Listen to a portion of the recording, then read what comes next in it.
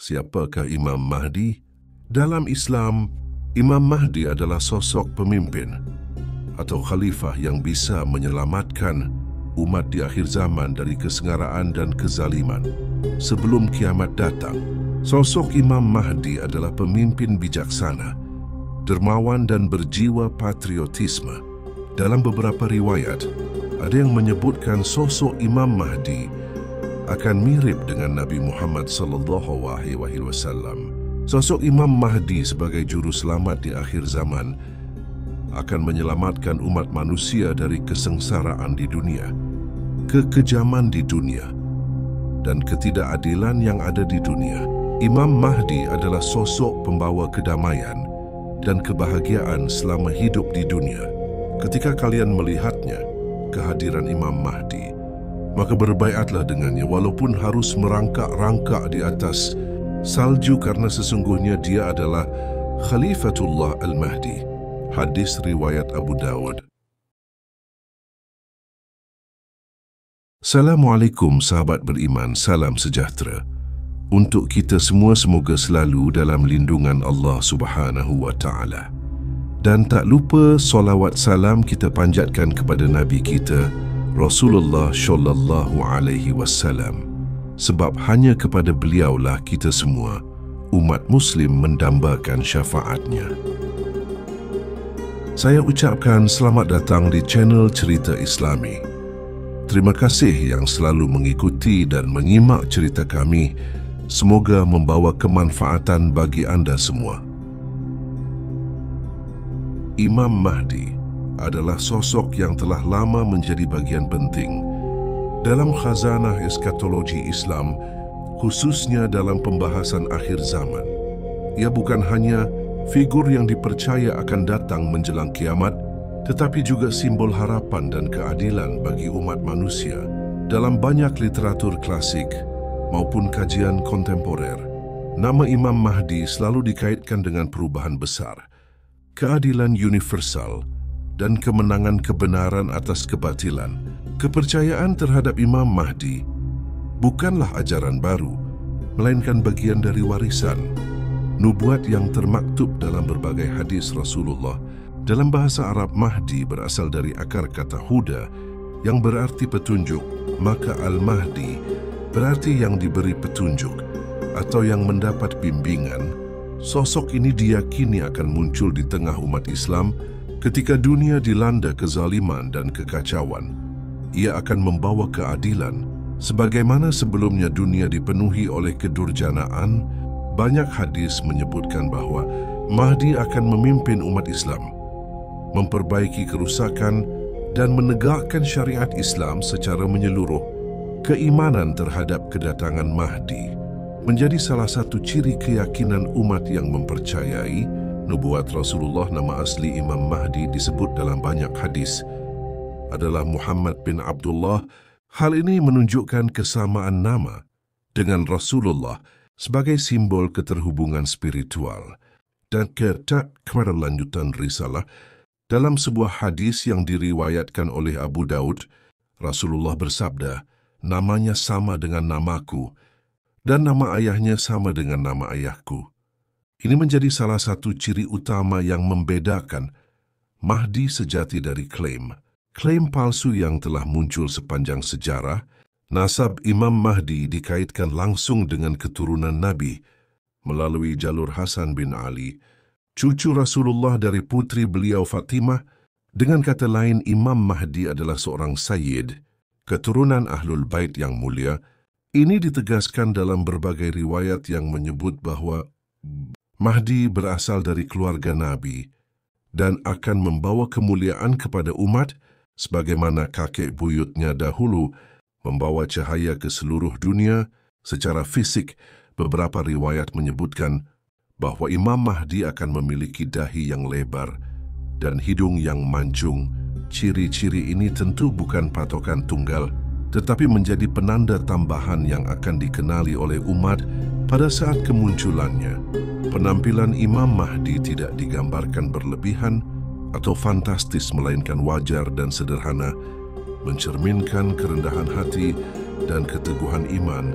Ia bukan seorang tokoh flamboyan, melainkan pemimpin yang tulus, diberi petunjuk, dan mampu memimpin dengan hikmah dan kekuatan iman. Namun pemahaman tentang Imam Mahdi tidak sepenuhnya seragam dalam dunia Islam. Perbedaan mencolok terlihat antara pandangan Ahlus Sunnah wal Jamaah dengan mazhab Syiah, khususnya Syiah Imamiyah Isna Asyariyah. Dalam pandangan Ahlus Sunnah, Imam Mahdi adalah seorang tokoh yang belum lahir dan akan muncul menjelang akhir zaman. Dia adalah manusia biasa yang diangkat dan diberi bimbingan oleh Allah untuk menunaikan misi keadilan di dunia.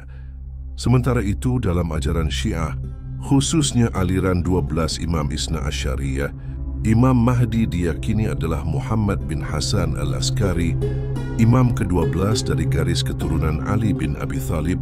Menurut keyakinan ini, Mahdi telah lahir pada abad ke-Ministri Hijriah, namun disembunyikan oleh Allah dan akan muncul kembali raja pada waktu yang ditentukan. Pandangan ini sangat kental dengan konsep gaib al-gaibah, di mana Mahdi diyakini hidup dalam persembunyian dan tetap menjadi imam bagi umat meski tidak tampak secara fisik. Keimanan terhadap Imam Mahdi bukanlah keyakinan yang muncul dari kekosongan atau sekadar mitos dalam tradisi lisan umat Islam. Ia merupakan bagian dari keyakinan eskatologis yang bersumber dari banyak riwayat yang dapat dipertanggungjawabkan, khususnya dalam hadis-hadis Rasulullah yang syahih dan hasan. Dalam sejarah pemikiran Islam, tidak sedikit ulama besar dari berbagai mazhab yang menegaskan bahwa Imam Mahdi adalah realitas yang akan terjadi di masa depan. Keyakinan ini bukan sekedar kepercayaan akan hadirnya seorang pemimpin, melainkan cerminan harapan kolektif umat akan tegaknya keadilan, kemenangan kebenaran, dan penyelamatan dari fitnah besar di akhir zaman. Dalil-dalil mengenai Imam Mahdi tersebar dalam berbagai kitab hadis utama, termasuk Sunan Abu Dawud, Sunan Tirmidzi, Musnad Ahmad, bahkan sebagian disebut dalam Syahih Al-Bukhari dan Muslim secara isyarat, meski tidak eksplisit menyebut nama Mahdi. Salah satu hadis yang paling sering dikutip adalah riwayat dari Abu Sa'id Al-Hudri bahwa Rasulullah bersabda, "Mahdi akan keluar dari umatku. Allah akan mengutusnya untuk memerintah. Said Sunrestino taruh 9 tahun dan bumi akan dipenuhi dengan keadilan sebagaimana sebelumnya dipenuhi dengan kezaliman." Hadis ini diriwayatkan oleh Abu Daud dan disahihkan oleh banyak ulama, termasuk Al-Albani dan Ibnu Hajar Al-Asqalani, meskipun sebagian kalangan modernis berusaha menafsirkan hadis-hadis tersebut secara alegoris atau bahkan menolaknya. Mayoritas ulama Ahlus Sunnah memandang dalil ini sebagai cukup kuat untuk dijadikan dasar akidah. Ahlus Sunnah wal Jamaah meyakini bahwa Imam Mahdi adalah sosok nyata yang akan muncul di akhir zaman. Bukan simbol atau metafora, ia bukan nabi, tetapi seorang pemimpin saleh dari keturunan Nabi Muhammad yang akan dibimbing oleh Allah untuk menegakkan syariat dan memperbaiki kondisi umat yang telah rusak parah. Dalam kerangka ini, kepercayaan terhadap Mahdi menjadi bagian dari itikad keyakinan, bukan semata isu khilafiyah furiah. Ulama seperti Imam Asy-Syaukani, Ibnu Katsir, dan Al-Qurtubi mencantumkan pembahasan mengenai Mahdi dalam karya-karya besar mereka sebagai bagian penting dari tanda-tanda kiamat. Bahkan Imam As-Suyuti menulis risalah khusus berjudul Al-Wardi fi Akbar Al-Mahdi untuk membuktikan kuatnya riwayat tentang Mahdi. Landasan keimanan terhadap Mahdi juga berakar dari kebutuhan spiritual dan sosial umat. Dalam banyak hadis, Mahdi akan datang pada masa dunia penuh kekacauan, fitnah merajalela, dan keadilan hampir punah. Dalam kondisi semacam ini, kehadiran seorang pemimpin ilahi menjadi kerinduan kolektif umat Islam yang lelah akan perpecahan dan kebohongan. Oleh karena itu, iman terhadap Mahdi bukan hanya sekedar menunggu datangnya sosok tertentu, tetapi juga menjaga harapan, menanamkan optimisme, dan memperkuat kepercayaan bahwa Allah tidak akan membiarkan umat ini tersesat. Selamanya tanpa bimbingan tentu saja, tidak semua orang memahami dan menerima kehadiran Mahdi dengan mudah. Disinilah pentingnya peran para ulama dalam menjelaskan tanda-tanda kemunculannya berdasarkan wahyu dan nas yang valid. Di antara tanda-tanda tersebut adalah munculnya fitnah besar, perselisihan antar umat, perpecahan di antara bangsa Arab, serta kekacauan politik dan sosial yang meluas. Salah satu riwayat yang sangat masyhur menyebut bahwa Mahdi akan dibayat secara paksa oleh umat Islam di antara Hajar Aswad dan Maqam Ibrahim di Mekah. Ini menunjukkan bahwa kehadiran Mahdi bukan hasil kampanye politik atau propaganda, kehendak ilahi yang terjadi di luar kuasa manusia. Penafsiran ulama terhadap tanda-tanda kemunculan Mahdi sangat beragam tetapi tetap dalam koridor yang konsisten. Sebagian menafsirkannya secara harfiah, sebagian lain secara simbolis, tergantung pada pendekatan, fiqh dan manhaj tafsir yang digunakan. Namun yang pasti, tidak ada ulama besar Ahlus Sunnah yang secara mutlak menolak eksistensi Mahdi. Bahkan dalam kitab-kitab akidah seperti Al-I'tiqad karya Al-Baihaqi atau Syekh Al-Aqidah Al-Tahawiyah disebutkan bahwa kepercayaan terhadap Imam Mahdi merupakan bagian dari keimanan terhadap tanda-tanda besar kiamat. Ini menjadikan topik Imam Mahdi bukan isu sekunder, melainkan bagian dari sistem keyakinan yang lebih luas mengenai takdir, nubuat dan janji Allah di akhir zaman. Yang menarik, para ulama juga mengingatkan bahwa meski Mahdi adalah pembawa kebenaran, bukan berarti setiap orang yang mengaku Mahdi patut dipercaya. Sepanjang sejarah, banyak tokoh yang mengklaim diri sebagai Mahdi, namun terbukti hanya membawa perpecahan dan kehancuran. Oleh karena itu, pengetahuan yang tepat dan sikap kehati-hatian sangat penting agar umat tidak tertipu oleh para penyesat yang mengatasnamakan Imam Mahdi. Ulama menyarankan agar kita lebih fokus memperbaiki diri dan umat, bukan sibuk menyibuk nebak siapa Mahdi atau kapan ia muncul. Dalam Khazanah Eskatologi Islam, pembahasan tentang tanda-tanda kemunculan Imam Mahdi selalu menjadi titik yang mengundang perhatian besar umat Islam sepanjang sejarahnya. Terus mencari petunjuk dari wahyu dan warisan hadis untuk memahami kapan dan dalam situasi seperti apa Imam Mahdi akan muncul. Sebab kedatangan Imam Mahdi tidaklah tiba-tiba tanpa isyarat. Ia adalah bagian dari rangkaian peristiwa besar yang menandai mendekatnya hari kiamat dan kemunculan fitnah-fitnah yang mengguncang keimanan manusia. Tanda-tanda kemunculan Imam Mahdi telah dijelaskan oleh Rasulullah dalam berbagai riwayat yang syahih dan hasan. Sebagian tanda itu bersifat umum dan sebagian lagi bersifat khusus, tanda-tanda kecil yang dalam banyak literatur disebut sebagai asyuraat. Usaha asyugratlah banyak yang terjadi. Di antaranya adalah perpecahan umat, dominasi kebodohan, tersebarnya kebatilan, maraknya kemaksiatan yang dilakukan terang-terangan, dan lemahnya semangat menegakkan agama. Rasulullah telah memperingatkan bahwa akan datang suatu masa di mana orang jujur dianggap pendusta dan pendusta dianggap jujur, orang amanah dikhianati, dan pengkhianat diberi kepercayaan. Semua ini bukan lagi nubuat yang menunggu realisasi, tetapi telah menjadi kenyataan yang kita saksikan di sekeliling kita. Gejolak dunia yang semakin tak menentu juga menjadi tanda besar bahwa zaman tengah menuju perubahan besar. Dalam berbagai hadis disebutkan bahwa sebelum Mahdi muncul akan terjadi pertumpahan darah di berbagai penjuru, perebutan kekuasaan yang tak berkesudahan, dan perselisihan di antara bangsa Arab sendiri. Bahkan akan ada 3 pemimpin yang berebut kekuasaan di tanah Hijaz. Namun tidak ada yang berhasil memegang kendali secara mutlak. Dalam kondisi kacau inilah, Mahdi akan dimunculkan oleh Allah bukan melalui pencitraan politik atau pemberontakan, tapi dengan cara yang sangat berbeda dari pemimpin-pemimpin dunia pada umumnya. Kondisi umat pada masa itu digambarkan sangat memprihatinkan. Umat Islam tersebar lemah dalam akidah dan banyak yang menjadi pengikut hawa nafsu serta fitnah dunia. Dalam situasi tersebut, Imam Mahdi akan muncul bukan sebagai pahlawan instan, tetapi sebagai pemimpin yang awalnya tidak dikenal dan bahkan enggan menerima baiat. Riwayat menyebutkan bahwa ia akan dikejar oleh sekelompok orang saleh hingga akhirnya mereka memaksanya untuk menerima baiat di dekat Ka'bah.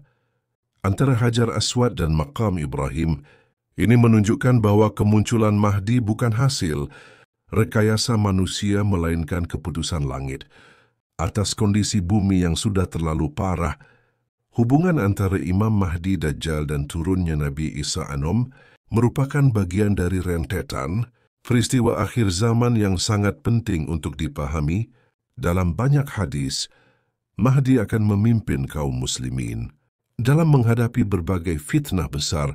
Salah satunya adalah fitnah Dajjal, makhluk yang akan membawa kebohongan terbesar dan menyebarkan pengaruh luar biasa di seluruh penjuru dunia.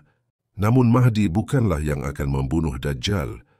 Tugas itu akan dilaksanakan oleh Nabi Isa alaihissalam yang diturunkan dari langit oleh Allah untuk meluruskan kembali jalan umat manusia, mematahkan salib, memanu bobi, dan menegakkan hukum Islam di muka bumi. Namun Mahdi akan menjadi pemimpin kaum muslimin ketika Nabi Isa turun dan mereka akan beramai-ramai memimpin umat menuju kemenangan. Kolaborasi antara Mahdi dan Isa al-Alapan bukan simbol dualisme kepemimpinan, melainkan sinergi spiritual yang memperkuat pesan bahwa keadilan dan kebenaran akan menang di bawah bimbingan para hamba pilihan Allah. Mahdi akan menjadi panglima kaum muslimin, sedangkan Isa al-Alapan akan menjadi imam yang mendukung, bukan menggantikan. Bahkan dalam sebuah hadis disebutkan bahwa ketika Isa turun dan Mahdi hendak mempersilahkan beliau menjadi imam salat, Isa menolaknya dan berkata bahwa salat adalah tanda kemuliaan umat ini dan Mahdi yang harus tetap menjadi imam. Ini menyari pengakuan simbolik bahwa Mahdi adalah pemimpin umat meski bukan nabi. Dalam menghadapi segala tanda-tanda ini, umat Islam dituntut untuk tidak hanya sekedar menanti dengan pasif.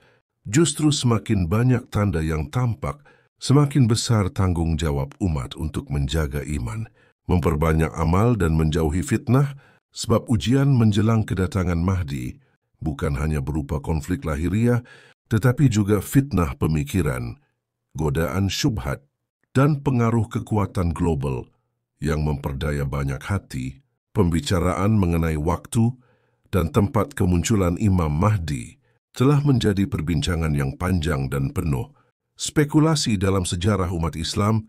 Setiap kali dunia dihadapkan pada krisis besar, konflik berdarah, atau kebobrokan moral yang merajalela, tak sedikit orang yang mulai menoleh kepada nation tentang Imam Mahdi. Mereka bertanya kapan ia akan datang, di mana ia akan muncul, apakah zaman kita adalah masa yang dimaksud dalam nubuat Rasulullah. Namun dalam menjawab pertanyaan-pertanyaan ini, penting untuk tetap berpegang pada dalil yang sahih dan menjauhi hawa nafsu, serta sensasi berlebihan yang kerap menyesatkan. Hadis yang membahas tentang Imam Mahdi memang tidak menyebutkan tahun atau abad secara spesifik. Allah dan Rasul Nia merahasiakan waktu persis kedatangan Mahdi, sebagaimana dirahasiakannya waktu datangnya hari kiamat. Ini merupakan ujian bagi keimanan umat Islam. Apakah mereka tetap istiqomah, menanti janji Allah dalam ketaatan, atau justru tergelincir dalam upaya mencari tahu hal-hal gaib yang bukan menjadi ranah manusia? Dalam sebuah riwayat, disebutkan bahwa Mahdi akan muncul saat umat manusia telah dilanda kezaliman yang luar biasa. Ketika dunia penuh kekacauan dan syot parah, pemimpin telah mengkhianati amanah. Ini bukan indikator waktu kronologis, tetapi gambaran kondisi sosial yang memungkinkan kemunculan Mahdi sebagai solusi ilahiyah. Sebagian ulama memang mencoba mengaitkan peristiwa-peristiwa tertentu dengan tanda-tanda kemunculan Mahdi. Namun, mayoritas ulama Ahlus Sunnah sepakat bahwa menetapkan waktu secara pasti adalah tindakan spekulatif yang bisa menjurus pada kebohongan. Dalam sejarah Islam sudah berkali-kali muncul individu atau kelompok yang mengklaim bahwa masa Mahdi telah tiba atau bahkan menyebut diri sebagai Mahdi. Mereka membawa janji kemenangan, mengutip sebagian hadis, lalu memutar balikannya demi ambisi pribadi atau kekuasaan. Dalam kasus seperti ini, umat Islam harus waspada dan tidak mudah terpengaruh sebab banyak hadis palsu atau tafsir liar yang disebar. Semoga bermanfaat. Maaf apabila ada salah kata. Wassalamualaikum warahmatullahi wabarakatuh.